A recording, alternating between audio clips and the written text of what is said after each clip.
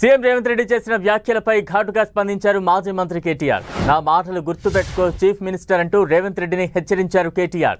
అధికారంలోకి వచ్చిన తొలి రోజే బాబాసాహెబ్ అంబేద్కర్ సచివాలయం పరిసరాల్లోని చెత్తను తొలగిస్తామని రేవంత్ చెప్పారని, ఆయన లాంటి ఢిల్లీ గులాంలు తెలంగాణ ఆత్మగౌరవాన్ని, తెలంగాణను అర్థం చేసుకోలేరని విమర్శించారు. చిన్నపిల్లల ముందు చెత్త మాటలు మాట్లాడిన రేవంత్ నైజం, వ్యక్తిత్వం ఆయన పెంపకాన్ని సూచిస్తోందన్నారు. ఆ మానసిక రుగ్మత నుంచి రేవంత్ త్వరగా కోలుకోవాలని కోరుకుంటున్నారని కేటీఆర్ అన్నారు.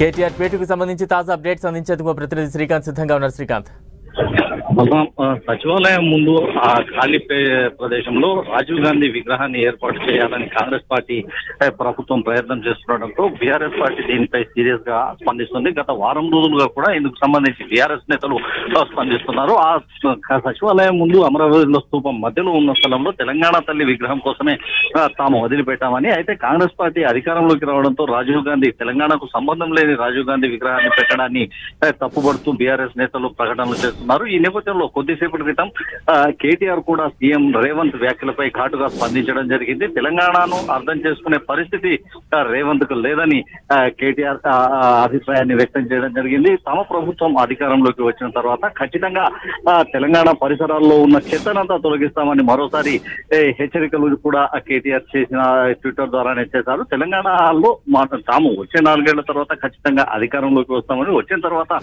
రాజీవ్ గాంధీ విగ్రహాన్ని తొలగించి అక్కడ తెలంగాణ తల్లి విగ్రహాన్ని పెడతామని బీఆర్ఎస్ ప్రకటిస్తా ఉంది. గత కొన్ని రోజుల క్రితం కూడా కేటీఆర్ ఈ వ్యాఖ్యలు చేశారు. తాజాగా సీఎం రేవంత్ చేసిన వ్యాఖ్యలపై కేటీఆర్ ఘాటుగా స్పందించడంతో ఇది రాజకీయంగా మరింత హాట్ గా మారింది. బలరాం, అంటే విగ్రహం చుట్టూ కూడా రాజకీయ వేడి రాసుకుంటూ ఉంది.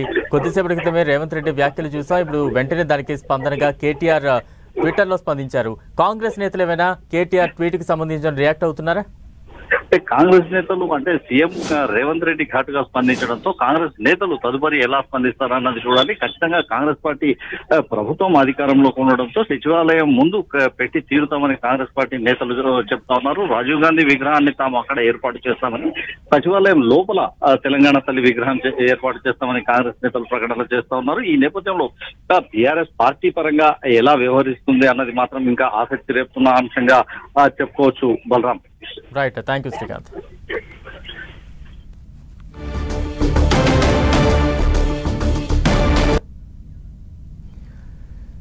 రైట్, కొద్దిసేపటి క్రితం తెలంగాణ సీఎం రేవంత్ రెడ్డి బీఆర్ఎస్ నేతల వ్యాఖ్యలకు ఘాటుగా స్పందించారు.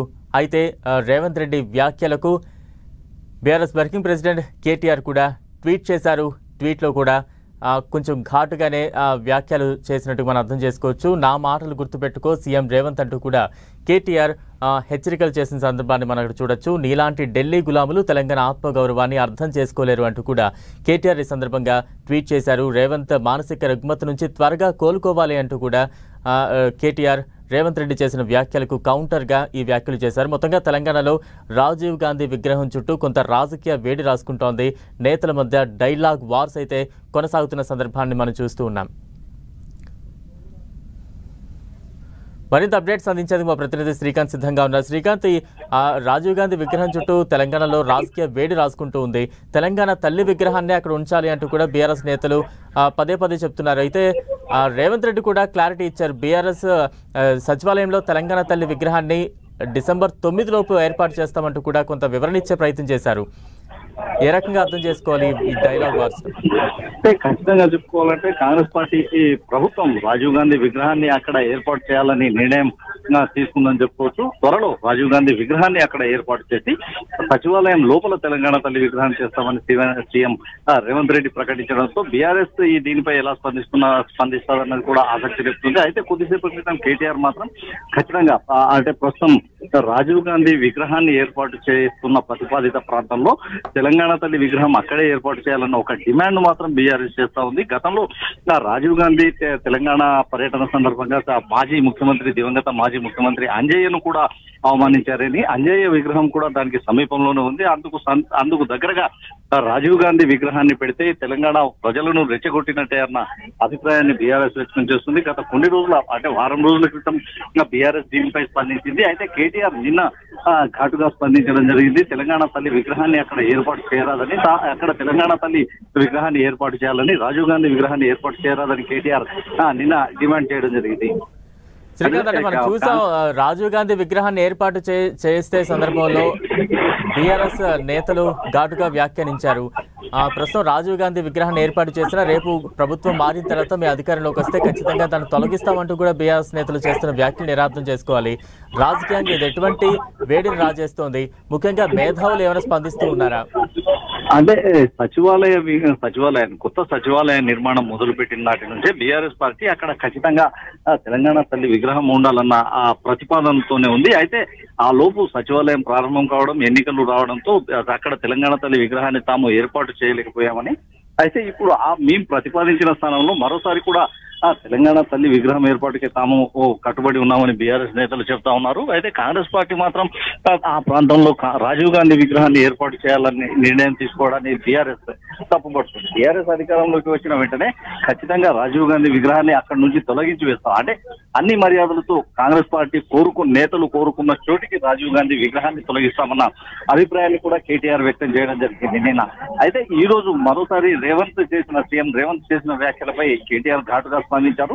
రేవంత్ రెడ్డి వ్యాఖ్యలను తప్పుపడుతూ తెలంగాణను అర్థం చేసుకునే పరిస్థితి రేవంత్ రెడ్డికి లేదని, ఢిల్లీకి గులాములుగా వ్యవహరిస్తూ తెలంగాణ ప్రజల అంటే మనోస్థైర్యాన్ని దెబ్బకొట్టే ప్రయత్నం రేవంత్ చేస్తున్నారన్న ఒక అభిప్రాయాన్ని కేటీఆర్ వ్యక్తం చేయడం జరిగింది. తెలంగాణలో ప్రధానంగా అంటే తెలంగాణ నేతలను అవమానించిన రాజీవ్ గాంధీ విగ్రహాన్ని అక్కడ ఉంచరాదన్న డిమాండ్ మాత్రం బీఆర్ఎస్ గట్టిగా చేస్తా ఉంది. బలరాం, అంటే శ్రీకాంత్, ఇక్కడ కాంగ్రెస్ నేతలు ఒకటి పదే చెప్తూ ఉన్నారు, 10 ఏళ్ల మీ పరిపాలనలో తెలంగాణ తల్లి విగ్రహం ఎందుకు గుర్తు రాలేదు అంటూ కూడా వారు చేస్తున్న వ్యాఖ్యలు ప్రజల్లోకి ఎటువంటి సంకేతాలను పంపించే అవకాశం ఉంది?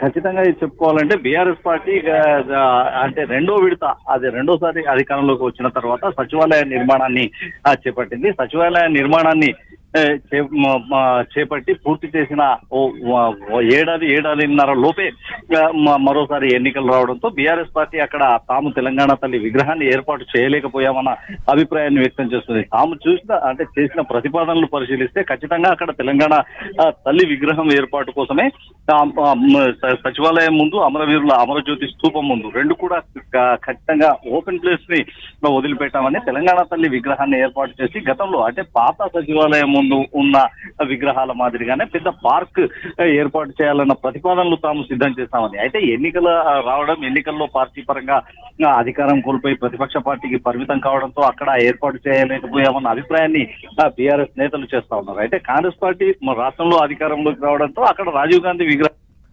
ఓకే.